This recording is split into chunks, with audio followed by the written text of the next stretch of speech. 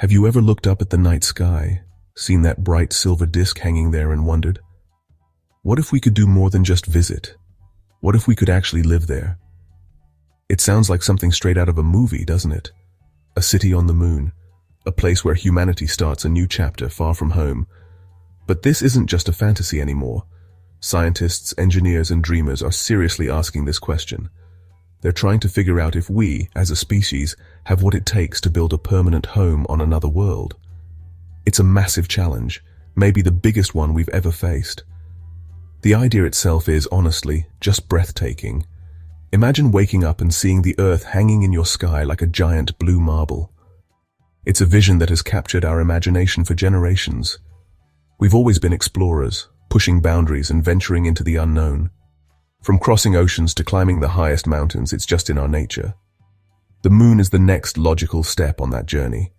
It's right there, our celestial neighbor, waiting. Answering this question, could we really build a city up there, is about more than just technology. It's about testing the limits of human courage, ingenuity, and our will to survive and thrive.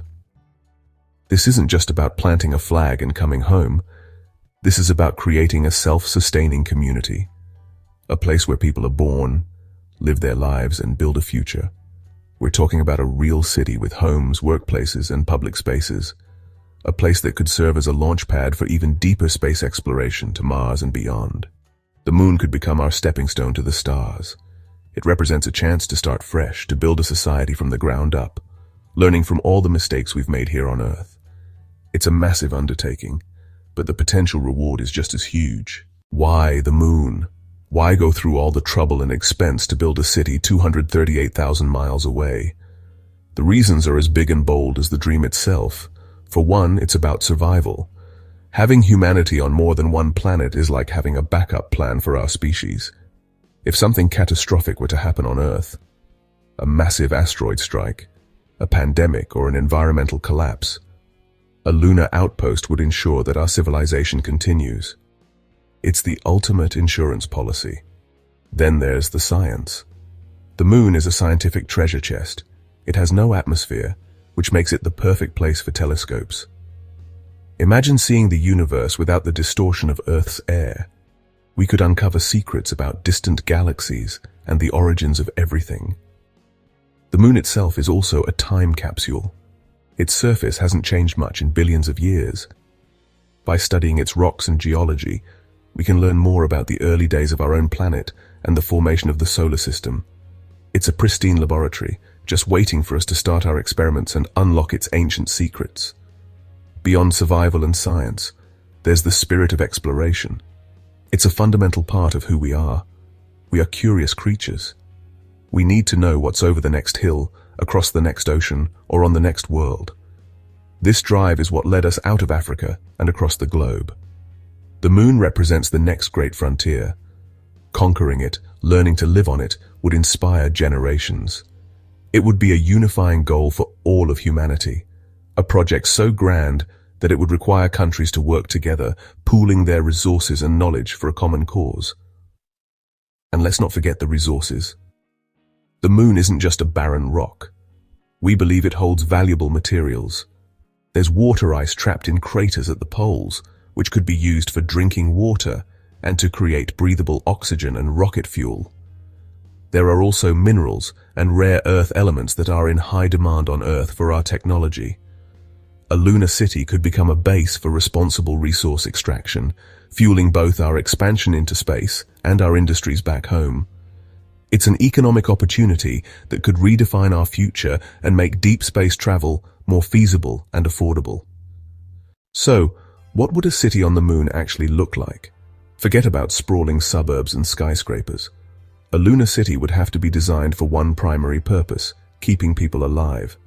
Most structures would likely be built underground or semi-underground. This offers the best protection from the dangers on the surface. We're talking about radiation from the sun, extreme temperature swings that go from boiling hot to freezing cold, and the constant threat of micrometeorites. By building below the surface, we could use the lunar soil, or regolith, as a natural shield. It would be like living in a high-tech, comfortable bunker. The city would probably be a network of interconnected modules and domes. Think of a series of large, pressurized habitats linked by underground tunnels. These main structures might be located inside a massive lava tube, a natural cave left behind by ancient volcanic flows on the moon. These tubes are huge, stable, and offer incredible protection. Inside these protected spaces, we could build our homes, labs, and farms. On the surface, you might only see the tops of domes, solar arrays, and landing pads. The real city, the heart of the community, would be hidden safely beneath the stark gray landscape. Inside these habitats, the design would focus on making life feel as normal as possible.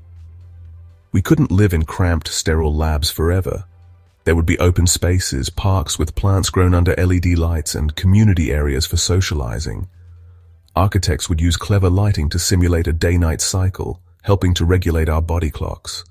Windows would be a luxury, perhaps made of special radiation-blocking glass or replaced with high-definition screens showing live feeds of the Earth and stars outside. The goal would be to create a space that is not just survivable, but truly livable, a place you could call home. The city would be built in phases, growing over time. The first stage would be a small outpost, a base camp for the first builders and scientists. As more people and equipment arrive, new modules would be added, extending the network of tunnels and habitats. It would grow organically, like a colony of ants building a nest. Each new section would bring new capabilities, larger living quarters, more advanced research labs, bigger greenhouses for food production. Over decades, this small outpost could slowly evolve into a bustling, thriving city, a permanent testament to human resilience on a new world. Building a city on the moon presents a giant logistical puzzle. We can't just ship all our building materials from Earth. It's incredibly expensive to launch anything into space, so we'd have to learn to live off the land. The key ingredient would be the lunar regolith, that dusty, rocky soil that covers the moon. We could use three-dimensional printing technology to turn this regolith into building blocks. Imagine giant robotic printers melting the soil with lasers or microwaves and layering it to create walls, roads, and landing pads. This process, called sintering, would allow us to build large, durable structures using local materials. The initial habitats and critical equipment would still need to be sent from Earth. These would be advanced, inflatable modules. They would launch in a compact form and then expand to their full size once on the moon. These habitats would form the core of the early base, providing a safe, pressurized environment for the first settlers, while the larger, three-dimensional printed structures are being built around them. We'd also need robotic helpers. Fleets of autonomous rovers and construction bots would do most of the heavy lifting, digging and printing, especially in the dangerous, unprotected environment of the lunar surface. Human builders would oversee the process from the safety of the base. Powering this city is another huge challenge. There's no atmosphere, so no wind power. But there is one thing the moon has in abundance: sunlight. For about 14 straight Earth days at a time, the sun beats down relentlessly. Massive solar panels would be deployed across the surface, soaking up this energy and storing it for the equally long lunar night. Some areas, like the peaks of craters at the poles, are in near constant sunlight. These peaks of eternal light would be prime locations for a solar power grid, providing a steady stream of energy to the entire city year-round. For the long lunar night, when solar panels go dark, we would need a reliable backup. This is where nuclear power could play a vital role. Small, compact nuclear fission reactors could provide a constant and dependable source of energy, regardless of whether the sun is shining. These reactors would be safe, efficient, and buried far from the main habitat for extra protection. A combination of solar and nuclear power would create a robust and resilient energy grid, capable of supporting a growing city, from life support systems and scientific experiments to the lights in people's homes and the chargers for their rovers. So what would everyday life actually be like for a resident of Lunar City? Well, your home would probably be a compact, but, really cleverly designed apartment within one of the underground modules. Space would definitely be at a premium, so furniture would be multifunctional, and honestly, every inch would be used as efficiently as possible. But it wouldn't feel like a prison cell. You'd still have your private space, access to entertainment, and a connection to the network that links everyone in the city. The biggest difference, though, would be the view. Instead of a window looking out onto a street, you might have a digital screen showing a live view of Earth, a lush forest, or maybe even your favorite beach back home. Food would be a major focus of daily life too. We can't just rely on supply ships from Earth for our meals. The city would need to be agriculturally self-sufficient. This means, large underground hydroponic and aeroponic farms. These high-tech gardens would grow fruits, vegetables, and grains under powerful LED lights, with every drop of water recycled. Algae and insects could be farmed as efficient sources of protein. Mealtimes would be a communal affair, a chance for the community to come together and enjoy the fresh food grown right there in their lunar home. It would honestly be a constant reminder of their incredible achievement in making life blossom in such a barren place. Keeping fit and entertained would be absolutely crucial for mental and physical health. The moon's gravity is only 1/6 of Earth's. This is fun for jumping around, but it's actually bad for our bones and muscles, which would weaken without constant resistance. So, every resident would have a strict exercise routine. Gyms would be equipped with special equipment like treadmills with harnesses and resistance machines to simulate Earth's gravity. And for fun, you could imagine new sports designed just for low gravity. Think incredible acrobatic basketball or even parkour. Entertainment would also include virtual reality experiences, movie nights, and hobbies that connect people, from music clubs to art classes. The sense of community would be incredibly strong. You'd be living in a small, isolated city where everyone depends on each other for survival. Your neighbors wouldn't just be neighbors, they'd be your crewmates. There would be a powerful spirit of cooperation and shared purpose. Social gatherings, celebrations for milestones like a successful harvest or the arrival of a new supply ship, would be major events. All in all, life on the moon would be a unique blend of cutting-edge technology and old-fashioned human connection, a small town on a grand cosmic scale, where everyone knows their role and works together for the good of the entire city. Living on the moon is not a walk in the park. It's a constant dance with danger. The most immediate threat is the very thing we take for granted on Earth, the lack of a protective atmosphere. There's no air to breathe, which means our entire city must be a perfectly sealed, pressurized bubble. A single significant leak in a habitat or a tear in a spacesuit would be catastrophic. Life support systems would need to be triple redundant, with constant monitoring and maintenance. Every single person living on the moon would have to be trained in emergency procedures, ready to seal a breach or get to a safe zone at a moment's notice. Then there's the radiation. Without an atmosphere or a magnetic field to shield it, the lunar surface is constantly bombarded with cosmic rays and solar radiation. Long-term exposure to this radiation is extremely dangerous, increasing the risk of cancer and other health problems. This is the main reason our city would be built underground. The thick layer of regolith would act as a natural shield, protecting the inhabitants. Any work on the surface would have to be done in heavily shielded rovers or spacesuits, and time spent outside would be strictly limited. It's an invisible threat that would shape every aspect of lunar architecture and daily schedules. Another constant hazard is the rain of micrometeorites. Tiny particles of rock and dust, some smaller than a grain of sand, are constantly hitting the moon's surface. On Earth, they burn up in our atmosphere as shooting stars, but on the moon they travel at incredible speeds, many times faster than a bullet. A direct hit on a vital piece of equipment, a solar panel or a spacesuit visor, could cause serious damage. Larger meteorites are less common but pose a much bigger threat. Our city would need sensor systems to detect incoming objects and robust outer shells on all surface structures to withstand the constant peppering from space. Finally, there's the lunar dust itself. This regolith is not like the soft sand on a beach. It's made of tiny, sharp, jagged particles, almost like microscopic shards of glass. This dust gets everywhere and is extremely abrasive. It can clog machinery, damage seals on spacesuits and habitats, and if inhaled, it could cause serious lung damage. Managing this dust would be a constant chore. Airlocks would have advanced systems to clean spacesuits before anyone re-enters the habitat. It's a gritty, persistent problem that could wear down even the most advanced technology over time if not handled with extreme care. A city on the moon would create a whole new economy and a host of jobs that sound like they belong in science fiction. Of course, you would have the scientists and engineers who are essential to any space mission. Geologists would study the moon's rock to piece together its history, while astronomers would operate the powerful telescopes on the surface. But a functioning city needs more than just researchers. You'd need a whole community of people with diverse skills to keep the city running, growing, and thriving. It would be a society built on expertise and collaboration. Think about the builders and technicians.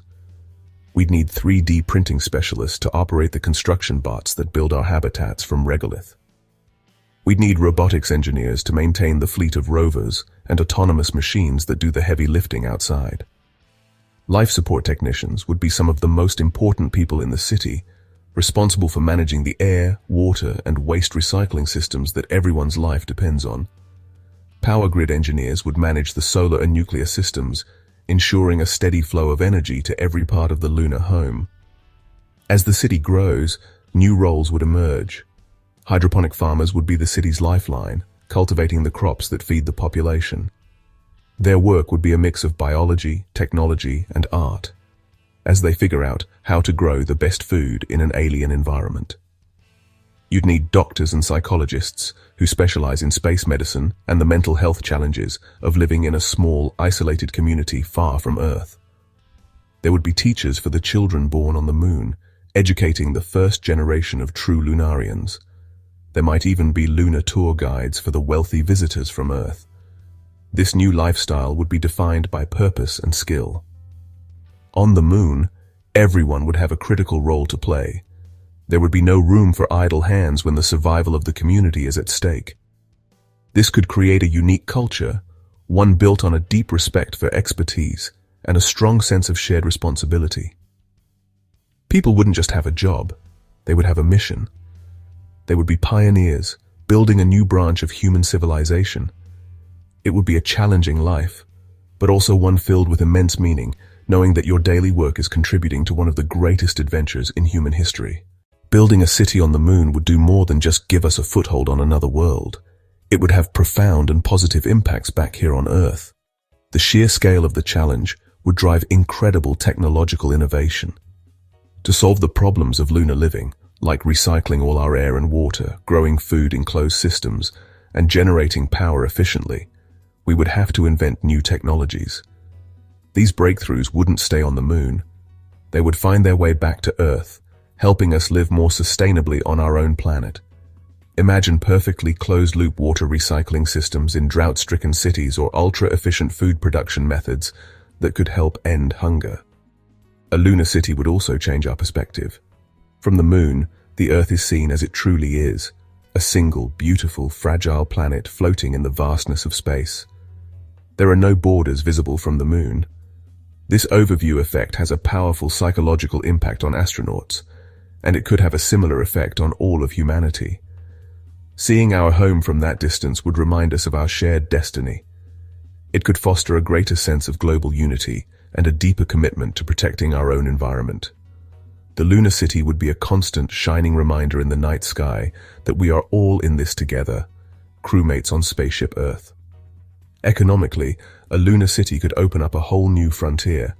It would create a new space-based economy, driving investment in industries from robotics and artificial intelligence to advanced materials and rocket technology. The moon could become a source of valuable resources like helium-3, a potential fuel for clean fusion energy in the future. It would also serve as a vital transportation and manufacturing hub for further exploration of the solar system. This off-world industry could reduce the environmental strain on Earth, moving some heavy industrial processes into space where their impact is negligible. Most importantly, a city on the moon would be a powerful symbol of hope. In a world often filled with conflict and bad news, this would be a monumental achievement for all of humanity. It would be a positive, unifying goal that could inspire young people everywhere to pursue careers in science, technology, engineering, and maths. It would show us that even our most audacious dreams are within reach if we work together. The lunar city would be a beacon, proving that we can overcome immense challenges and build a better future. It would light up our night sky and our collective imagination. So could we really build a city on the moon? The answer isn't a simple yes or no, it's a question of will. The technological hurdles are immense, the dangers are real, and the cost would be astronomical. But none of these challenges are insurmountable. We have the foundational knowledge and the innovative spirit to figure it out. We know how to protect ourselves from radiation, how to extract resources from the soil, and how to build habitats in extreme environments. The real challenge is committing to the dream, investing the resources, and taking that first bold step as a global community. This endeavor would be the modern equivalent of building the great cathedrals or the pyramids. It's a legacy project, something we would build not just for ourselves, but for all the generations that come after us. It would redefine what it means to be human. For all of our history, we have been a single planet species. A lunar city would mark the moment we truly became a spacefaring civilization. It would be the next giant leap for mankind, a step that would fundamentally change our trajectory and open up the entire solar system for our children and their children. Imagine the future this unlocks. A thriving city on the moon becomes a base camp for missions to Mars. It becomes a hub for asteroid mining, a port of call for ships venturing into the outer solar system. The first generation born on the moon would see the Earth as their ancestral home, but the cosmos as their backyard. They would be a new kind of human, adapted to a different world, with a different perspective on life and our place in the universe. This isn't just about building structures on another rock. It's about expanding the very canvas of human experience. Ultimately, the dream of a lunar city is a reflection of the best parts of our nature. It speaks to our deep-seated curiosity, our relentless drive to explore, and our incredible capacity for hope. It's a story about looking up at the sky and not just seeing a distant light, but seeing a destination, a future home. Building a city on the moon would be a declaration that our future is not limited to this one world. It's a promise that humanity's journey is just beginning, and that our brightest days are still ahead of us, waiting to be discovered among the stars.